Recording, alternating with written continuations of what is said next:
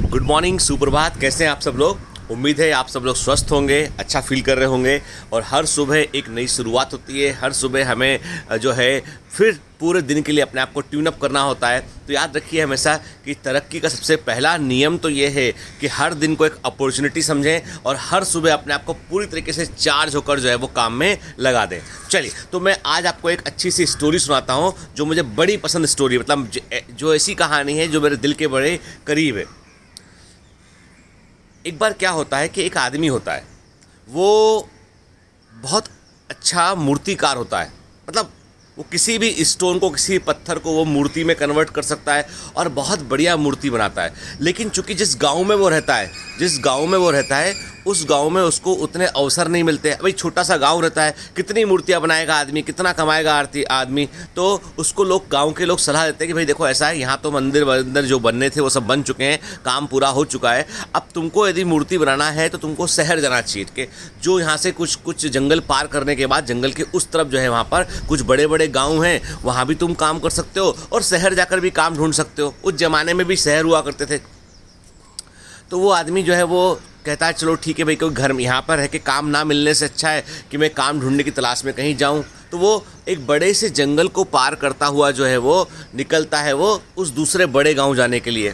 ठीक है, अब जंगल लंबा होता है, सफ़र भी लंबा होता है कि जंगल काफ़ी बड़ा होता है तो सफ़र लंबा होता है। तो वो रास्ते में निकलता जाता है। लेकिन चूँकि क्या आदमी तो आर्टिस्टिक है, वो आदमी तो कलाकार है, तो उसको कहीं ना कहीं आप उसको लगता है कि भाई मैं ऐसा ना हो कि मैं कई दिनों को, पहले के ज़माने में सफ़र जो हुआ करते थे वो कई दिनों के हुआ करते थे। ठीक है, तो रास्ते में वो क्या करता है, वो कुछ एक देखता है कि एक अच्छा सा पत्थर पड़ा हुआ है और उस पत्थर में वो अपना इक्विपमेंट निकालता है, छेनी हथौड़ा जो भी है अपना वो निकालता है और उस पत्थर को वो मूर्ति में कन्वर्ट करने की कोशिश कर रहा होता है। तो अचानक से पत्थर में से आवाज़ आती है। पत्थर बोलता भाई तुम हो कौन? तो बोलता भाई मूर्तिकार हूँ। क्या कर रहे हो ये, मेरे को ऐसे मार क्यों रहे हो तुम? ये बोलता है मैं तुम्हारे अंदर से एक अच्छी सी मूर्ति निकाल रहा हूँ, तुमको एक अच्छी मूर्ति में कन्वर्ट कर रहा हूँ। पत्थर बोलता है ये फालतू काम नहीं करो, हंस जाओ यहाँ सच के, तुम यहाँ पर जंगल में से आए हो, मेरे को डिस्टर्ब करते हो। अच्छा खासा मैं यहाँ पर जो है वो आराम कर रहा हूँ और तुम मेरे को ठोक रहे हो उसमें और मुझे बोल रहे हो कि मूर्ति निकाल रहा हूँ मैं। देखते नहीं हो कितना कष्ट होता है जब तुम छेनी लगाते हो, हथौड़ा मारते हो तो मेरे अंदर से एक परत निकलती, मुझे बहुत कष्ट होता है। अब मूर्तिकार चुपचाप रहता है, ठीक है भैया मेरा ये पत्थर चाहता ही नहीं कि इसका कुछ किया जाए, तो वो आगे निकल जाता है, आगे बढ़ जाता है। अब आगे जाता है, फिर आगे जाके फिर उसको लगता है कि अब तो बहुत काफ़ी थक गया हूँ मैं, अब मैं सोचता हूँ थोड़ा सुस्ता हूँ, बैठूँ यहाँ पे। अब चूँकि अकेला आदमी बोर हो रहा होता है, फिर से उसको एक पत्थर दिखाई पड़ता है तो वो कहता है चलो इस पत्थर पर ट्राई करके देखते हैं। उस पत्थर पर जाता है और वो मारना शुरू करता है। पत्थर उसे कुछ नहीं कहता है। तो वो पूछता है पत्थर से तुमको कष्ट तो नहीं हो रहा है? बोलता नहीं चलेगा। आप क्या कर रहे हो, आप अच्छी सी मूर्ति बना रहे हो ना, ध्यान रखना अच्छा बनाना जो बनाना। वो कहता ठीक है हम अच्छी मूर्ति बनाएंगे, तुम चिंता नहीं करो। तुमको अच्छी मूर्ति बनाने में तुमको बड़े शार्प एजेस देने पड़ेंगे, तो तुम्हें थोड़ा कष्ट होगा उसमें, किनारों में हर जगह पे, क्योंकि बारीक बारीक काम करना पड़ेगा। उसने कहा कोई बात नहीं, मैं सहन कर लूँगा। उसने मूर्तिकार ने वहाँ पे रुका, 1-2 दिन रुका और उस पत्थर पे पूरा काम किया। उसने उसको एक सुंदर सी मूर्ति में कन्वर्ट कर दिया।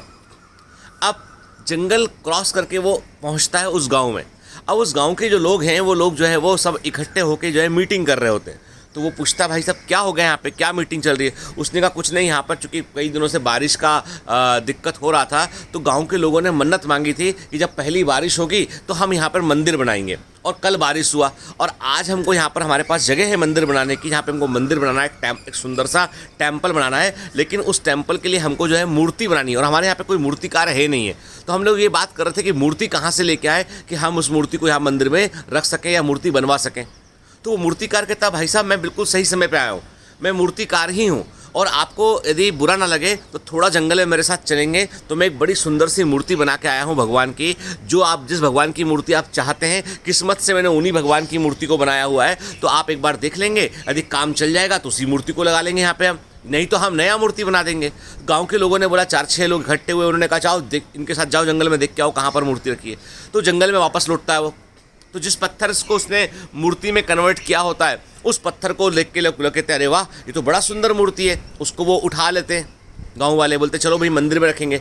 फिर एक गांव वाला बोलता है यार मंदिर के बाहर पूजा पाठ के लिए लोग बाग आएंगे, लोग पूजा पाठ के लिए आएंगे, लोग बाग नारियल लेके आएंगे, नारियल को फोड़ेंगे लोग बाग, तो उसके लिए भी एक बड़ा पत्थर चाहिए। ऐसा बड़ा पत्थर चाहिए जो रोज़ के नारियल के फोड़ने के बार को सहन कर सके। तो गांव के लोग ढूंढते हुए उस पहले पत्थर तक पहुंच जाते हैं जो जिस पहले पत्थर ने मना किया था कि मुझे छेड़ो नहीं। वहां पहुंच जाते हैं और उसको उठा लाते हैं।